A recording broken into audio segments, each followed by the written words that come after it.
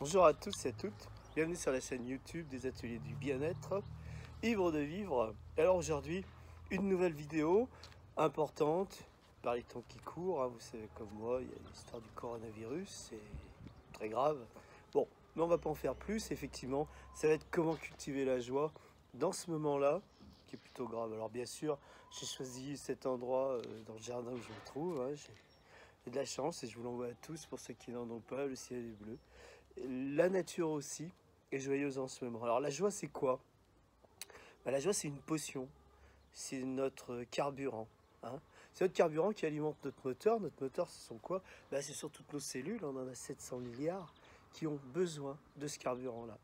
Bien sûr, les médias, hélas, font du buzz aussi, bien qu'ils racontent aussi des choses qui sont vraies, mais il y a peu de joie dans tout ça, il y a peu de chiffres des naissances, il y a peu de tout ce qui se passe de bien, que le printemps est là, que les gens qui sont là, etc.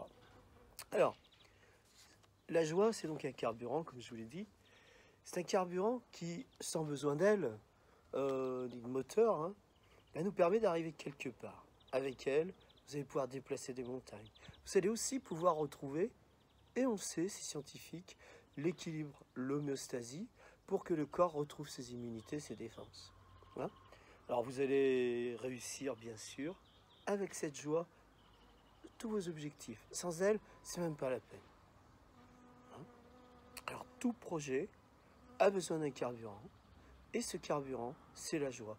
Que ce soit un projet comme en ce moment où nous sommes confinés, mais bientôt, quand vous regarderez cette vidéo un an plus tard, elle aura toujours son sens.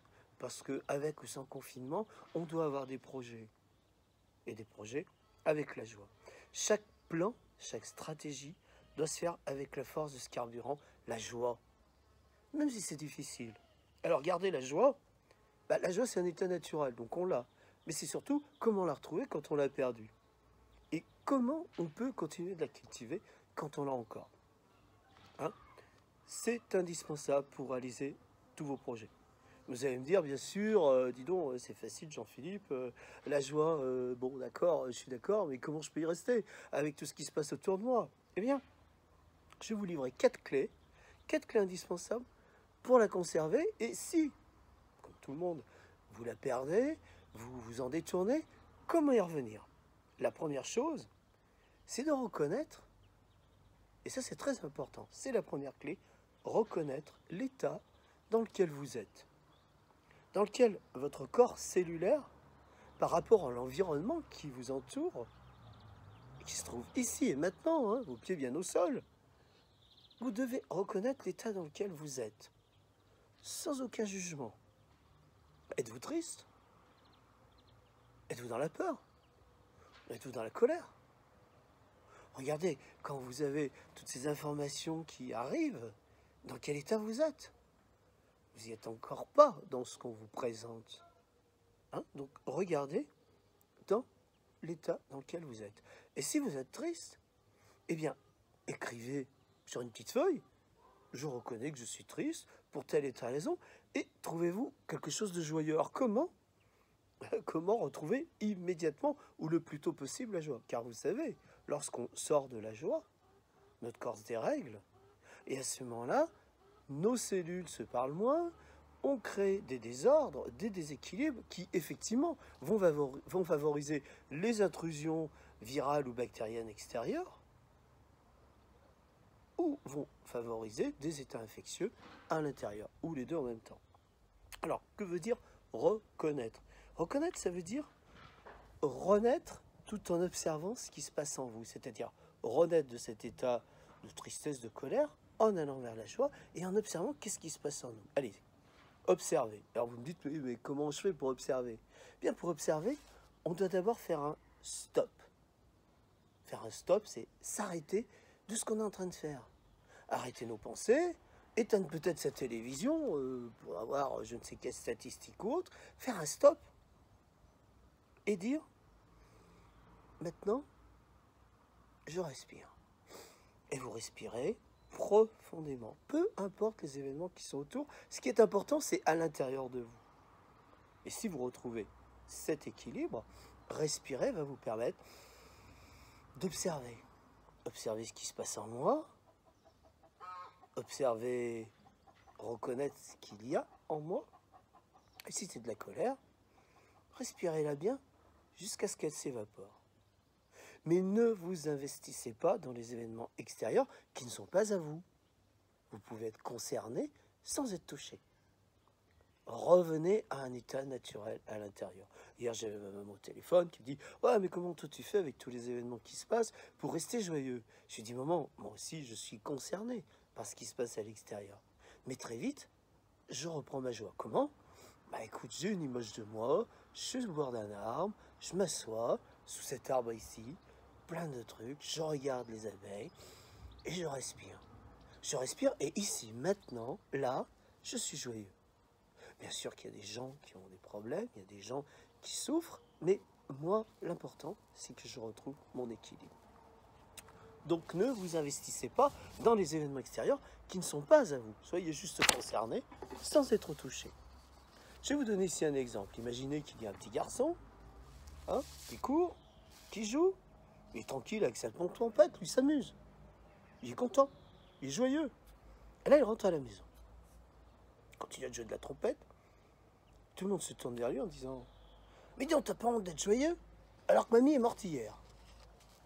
Bien sûr, l'enfant s'arrête, interdit, scotché, et vient d'avoir sa joie qui est tuée. Bien sûr qu'il sait que mamie, il l'aimait beaucoup mamie. Mais peut-être que mamie où elle est, eh bien, elle serait contente d'écouter son petit-fils qui continue de jouer de la trompette. Alors, vous avez sûrement eu des moments comme ça, où on a tué votre joie. Et l'instant d'après, plus jamais pareil. Parce que vous n'êtes plus autorisé à la retrouver. Alors, reconnaître, c'est aussi l'importance de savoir que la nature est joyeuse. Et revenez à cette joie, elle vous est donnée. Utilisez-la. Dans ce qu'il y a de merveilleux, avec cet arbre, ces abeilles qui viennent butiner, elles sont sûrement concernées par tout ce qui se passe autour de nous. Mais elles continuent aussi d'être joyeuses, de faire des activités heureuses et de partager. D'ailleurs, en Chine, dans le hiking, les hexagrammes, si vous les connaissez un peu, il y a un hexagramme qui s'appelle le joyeux. Le joyeux, c'est le lac, c'est celui qui est doux, c'est celui qui est détendu. Regardez l'eau, elle fait des petites vagues, mais très vite, quand le vent s'arrête, tout redevient calme. C'est pas pour autant que le vent n'existe pas. C'est juste que le lac redevient tranquille. Alors reconnaître l'état dans lequel vous êtes et immédiatement visualiser quelque chose qui vous fait du bien en respirant. La deuxième clé, c'est accepter. Maintenant que vous avez reconnu, voilà, je suis en colère, ou je suis triste, ou j'ai peur, vous avez respiré, alors j'accepte. On accepte que l'autre ne soit pas du même avis, que sans pour autant nous laisser envahir par lui. On accepte que l'autre ait des informations différentes des nôtres. On accepte. Accepter, c'est aussi que les gens perdent, ou que vous êtes en train de perdre, au jeu. Acceptez vos échecs, qui sont d'ailleurs des expériences. Acceptez vos erreurs. Acceptez aussi de ne pas avoir raison. Acceptez. L'acceptation, c'est le verbe du lâcher-prise. Accepter, c'est un petit verbe qui est grand dans la réussite de tous vos projets. Car tous les projets, y compris aujourd'hui celui d'être confiné, va vous permettre, dans la joie, de créer des choses nouvelles. Regardez comme tous ces gens qui se mettent à applaudir tous les soirs à la fenêtre pour ces personnels soignants. Et il y a moult exemples hors confinement, parce qu'il y aura un après aussi, où vous aurez le besoin, le droit, le devoir d'être joyeux, sans vous occuper des gens qui vont vous juger. C'est comme ça. Faites-vous garder à l'esprit cette petite phrase. C'est comme ça. Moi, j'ai envie de le faire. Parce que moi, j'ai envie de donner ma joie. Parce que moi, je m'en suis rempli la journée. Il faut accepter que ce soit comme ça. Ne luttez pas. La lutte est déjà un épuisement contre quelque chose de l'extérieur qui n'est pas à vous. Respirez, restez à l'intérieur de vous. Restez joyeux. Une joie contenue, pas la banane. Une joie vraie. Une joie de vous qui fait peut-être passer l'après-midi, si vous l'avez vu, une abeille qui venait butiner, ou une mouche qui s'amusait au bord de votre fenêtre. Parce qu'on a également, quand on démontre trop notre joie, cet risque que les autres viennent vous perturber. Donc gardez-la à l'intérieur de vous et puis redonnez-la avec parcimonie, un petit sourire. Acceptez aussi de modérer votre joie. D'ailleurs, on dit calme ta joie, car trop d'excès va nous emmener dans l'euphorie et va nous épuiser. Quand vous avez pu consommer, il va être difficile de revenir à l'équilibre. Cette merveilleuse énergie qui est la joie, qui vous remplit, redonnez-la comme elle est venue, tout doucement, agréablement. Donc acceptez de perdre pour gagner, mais acceptez de vous regarder sincèrement aussi dans vos échecs. Hein, les échecs, ça sert à grandir, ça sert à regarder qu'est-ce que je peux améliorer, qu'est-ce que je peux avancer.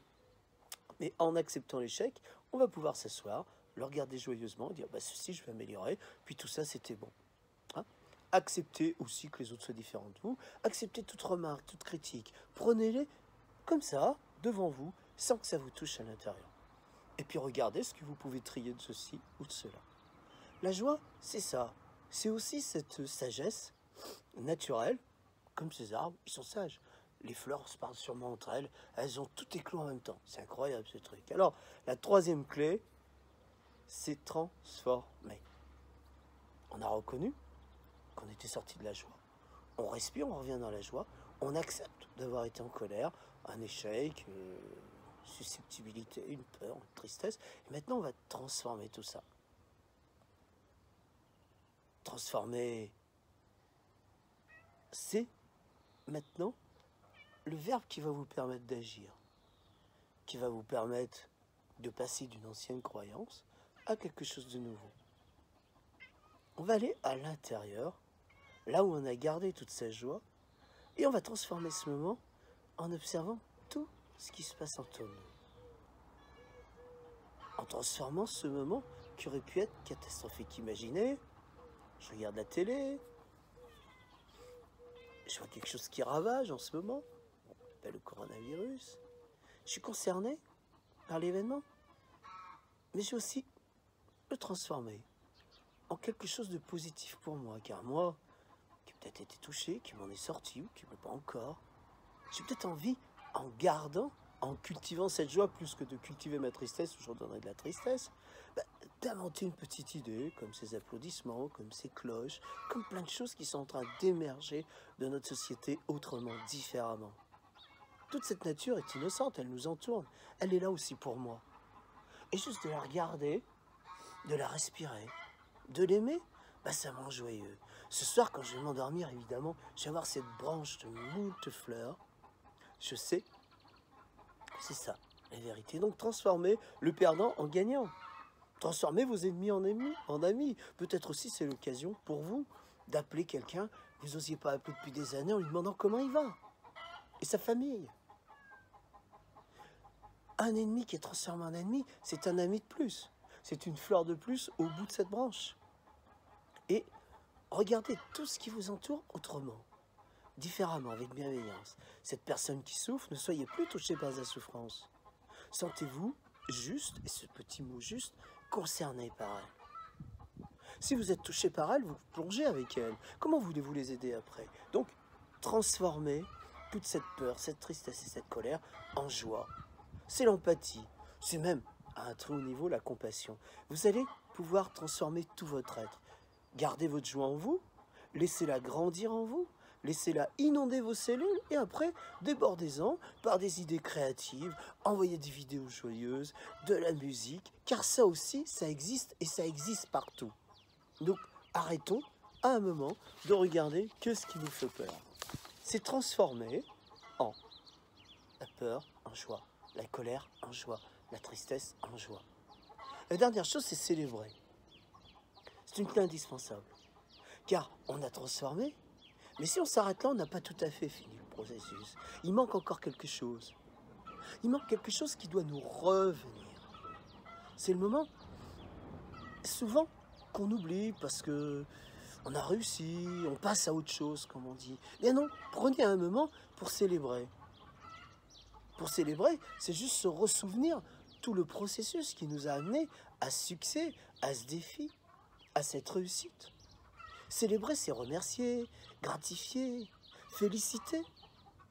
On oublie aujourd'hui, on ne remercie pas assez tous ceux qui respectent les uns les autres. On ne parle que de ceux qui ne respectent pas, mais tous les autres là, qui sont des millions, non, on oublie de les célébrer. Alors moi, d'abord je vous remercie de regarder cette vidéo jusqu'au bout. C'est sûrement qu'elle vous a plu. Et puis, si elle vous a plu, bah, vous allez mettre un like. Mais n'oubliez jamais de célébrer toutes sortes de projets. On doit célébrer, on célèbre quand un enfant vient d'apprendre à marcher.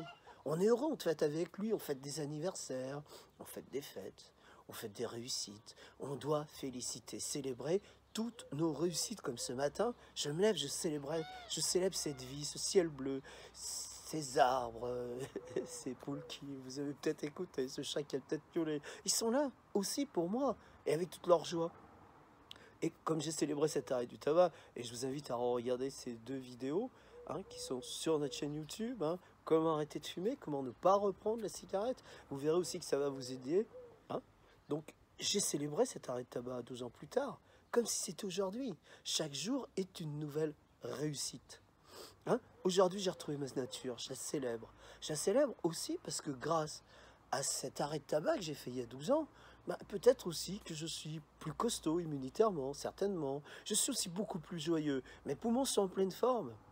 Célébrer que je célèbre chaque jour, chaque matin, de rester un ex-fumeur. De me remplir de cette belle nature. De respirer ce ciel bleu, toutes ces odeurs que j'ai retrouvées. Je célèbre cette réussite qui a été ce projet d'arrêt du tabac, qui a d'ailleurs changé ma vie, qui m'a permis de changer de métier. Alors, vous savez, je me suis promené avant de faire cette vidéo ce matin dans la nature. J'ai pas vu des oiseaux tristes. J'ai pas vu le chat qui est passé triste et qui se frotter à mes pieds. J'ai pas vu ces poules tristes là qui ont encore fait 4 œufs aujourd'hui. J'ai pas vu l'eau triste qui coule au robinet. J'ai vu une nature joyeuse. Oui, certes il y a des problèmes, mais il n'y a pas que des problèmes. Et il y a tellement d'autres choses autour qu'on doit célébrer. Car quand on célèbre, nos cellules changent d'organisation. Elles s'organisent pour continuer de célébrer. Elles s'organisent pour vivre la joie. Alors je vous rappelle, ces 4 clés. 1. Reconnaître dans quel état je suis. Si je suis devant la télé en train d'être triste, peut-être que c'est le temps aussi d'aller sur le balcon, si vous avez la chance, d'aller un petit peu vous promener dans le jardin, de respirer. Enlevez-vous, ces chiffres existent, mais il n'y a pas que ces chiffres. Il n'y a pas que les catastrophes. Il y a tellement d'autres choses autour qui sont si importantes. Dans cette période, on ne s'embrasse plus, on ne se tient plus, on peut encore se faire des sourires. Et sourire, c'est l'expression de la joie.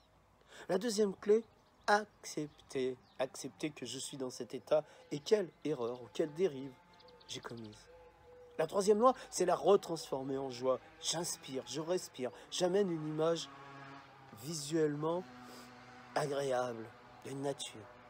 Et la quatrième, c'est quand je suis arrivé à la troisième, je remercie et je célèbre. C'est vrai. Comme je vous l'ai dit, mon grand défi il y a 12 ans et demi maintenant, c'était d'arrêter de fumer définitivement. Je n'ai plus jamais refusé depuis. J'ai fait une célébration tous les ans, comme je vous dis. Je ne vais pas condamner les fumeurs, les amis. Je les regarde autrement. J'ai également aussi retrouvé mon innocence dans mon corps. J'ai renoué avec la nature, avec ma pureté. J'ai renforcé mes systèmes immunitaires. Alors je vous le redis, les 4 clés, reconnaître, accepter, transformer, célébrer. N'oubliez pas, la joie, c'est le carburant de votre projet. Il est gratuit. Pour être joyeux, on doit être naturel et innocent. On doit aussi se remplir de bien-être, d'amour. On se remplit de joie. On se remplit d'air pur. Je ne connais pas de gens qui s'unissent sans la joie. Je ne connais pas de couple qui reste dans les bras l'un de l'autre sans la joie. Je ne connais pas d'enfants qui jouent et sourient sans la joie. Alors souriez, donnez tout ce que vous avez à donner. Le monde a besoin de vous aujourd'hui et on a tous besoin d'être ensemble. Remplissez-vous tout ce que vous avez à présent. Je vais vous souhaiter une très bonne journée. Et puis je vais, moi, continuer de célébrer la nature. N'oubliez pas, si vous aimez cette vidéo, un like. Regardez toutes les autres vidéos. Il y en a certainement qui vont vous intéresser. Je vous dis à très bientôt pour une future vidéo sur notre chaîne YouTube. Au revoir.